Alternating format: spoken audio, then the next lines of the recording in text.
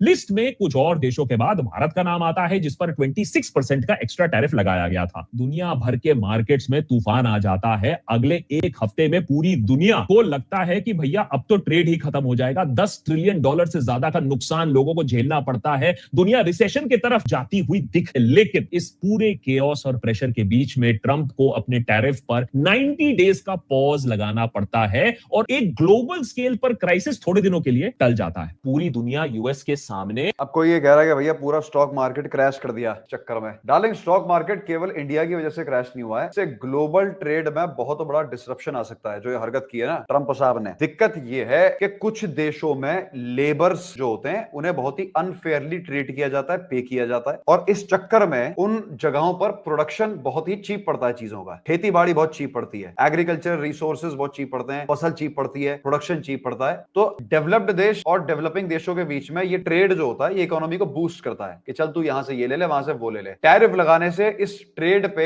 एक बहुत बड़ा डिसरप्शन आ सकता है, क्योंकि टैरिफ हाई करने से एक देश अपने ओन प्रोडक्शन को बूस्ट करता है। लेकिन अगर एक डेवलप्ड कंट्री में आप लेबर लॉस समेत प्रोडक्शन को हैंडल करने लग गए तो आप कभी भी उससे कंपीट नहीं कर पाओगे जो आप इंपोर्ट करवा रहे थे। पूरी इकोनॉमी डिस्टेबलाइज हो जाएगी। इकोनॉमी इसलिए ये जो स्टॉक मार्केट है इसलिए क्रैश हो रहा है। इंडिया का बहुत बड़ा उसमें हाथ नहीं है कि इंडिया की वजह से उसने पूरा वो क्रैश कर दिया।